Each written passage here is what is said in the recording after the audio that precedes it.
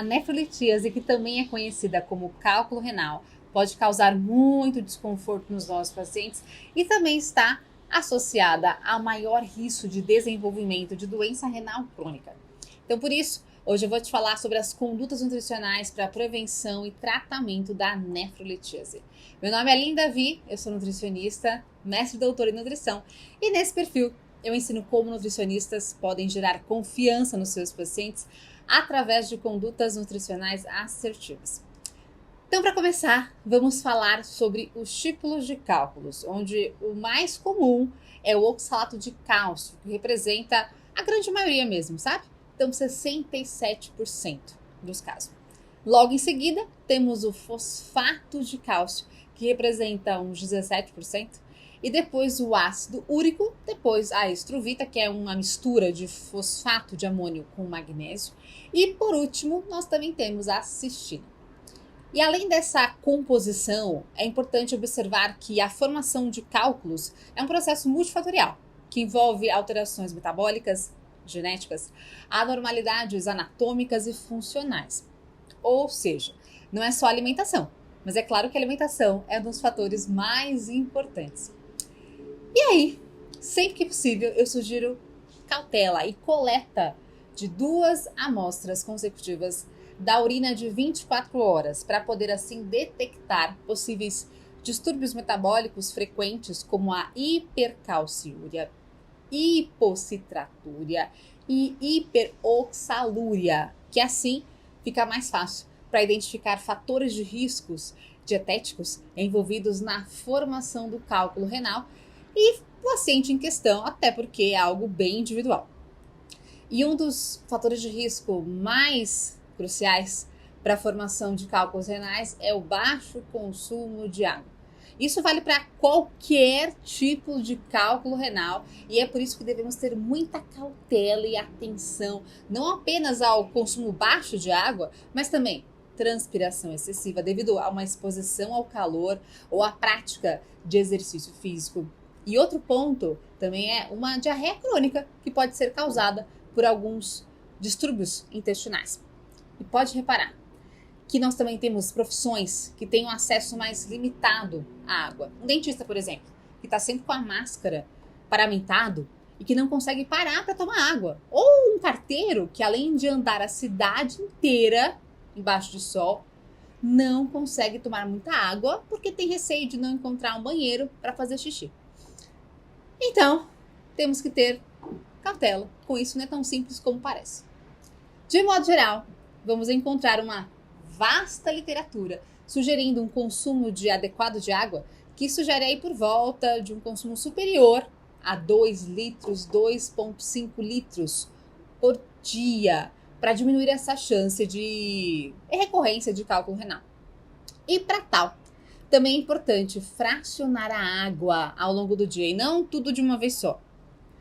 E também, ainda falando sobre a água, é importante falar sobre o impacto da composição da água, seja do filtro ou da água mineral, que ainda é um debate da ciência, que não está totalmente ainda laudado. E é por isso que eu vou te explicar um pouco sobre essa questão. A água mineral apresenta bicarbonato e não é só isso, também tem cálcio, magnésio e outros íons. Mas a ingestão de bicarbonato aumenta a capacidade do corpo de tamponamento, levando a uma alcalinização, aumentando o pH da urina e excreção de citrato. Mas cautela. Reparem que eu disse alcalinização da urina. Não tem nada a ver com a alcalinização sanguínea, hein? É muito diferente. E vamos encontrar estudos que compararam a água mineral com aquelas com maior teor de bicarbonato. Resultou em aumento significativo da excreção de citrato e diminuição da excreção urinária de oxalato. Mas, sinceramente, gente, é algo controverso ainda e, portanto, podemos pensar em estratégias mais completas que eu vou te mostrar. Uma delas está associada às frutas cítricas, então por conta do citrato, que seria um pouco mais alcalino, eu vou te explicar. O que acontece é que esse citrato alimentar ele é absorvido no trato gastrointestinal, é metabolizado, que aumenta a produção de bicarbonato pelo nosso corpo. E pode, então, aumentar o pH da urina e, consequentemente, a excreção de citrato. Por isso, frutas cítricas como limão, abacaxi, etc., fornecem boas quantidades de ácido cítrico e podem servir como uma terapia alcalinizante da urina. E, além disso, pode existir um certo envolvimento do consumo de proteínas na formação de cálculos renais, já que a carga ácida fornecida por uma alta ingestão de proteínas pode aumentar o cálcio urinário e reduzir o pH urinário e também a excreção de citrato. Mas, no entanto, não existem evidências científicas concretas sobre essa questão de quando existe maior proteína, existe maior prejuízo.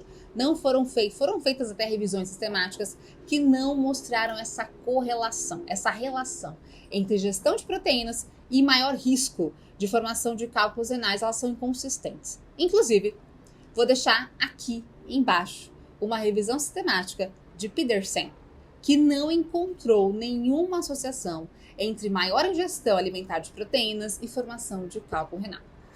E ainda até o momento, não há nenhum ensaio clínico randomizado, controlado, que comparou o efeito isolado da ingestão de proteínas versus baixa proteína com o maior risco de cálculos renais. Então, claro, né, gente, que não é para sair se entupido de proteína, afinal, devemos ajustar de acordo com a necessidade de cada pessoa.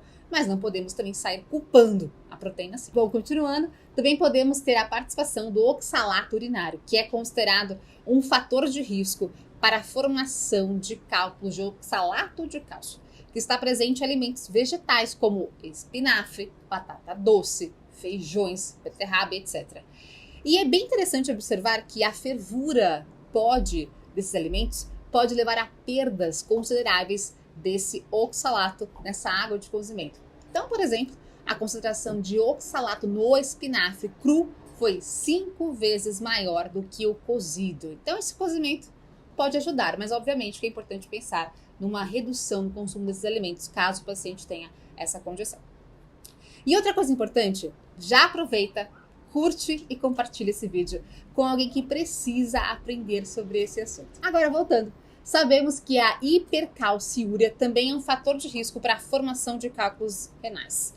Mas precisamos ter cautela. Afinal, a restrição diária de cálcio deve ser evitada, até porque pode potencializar a perda óssea ou até mesmo resultar em aumento na absorção de oxalato e, consequentemente, excreção urinária de oxalato. Então, por isso, aqueles pacientes que têm hipercalciúria e hiperoxalúria, a recomendação de cálcio por dia permanece de 1.000 a 1.200 miligramas por dia.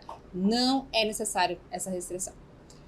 E para você que deseja aprender mais sobre essa temática, eu sugiro que você leia esse artigo aqui que eu vou colocar para vocês. E eu prometo que é uma leitura simples, uma revisão sobre essa temática. Depois você me conta aqui o que você achou sobre esse artigo científico.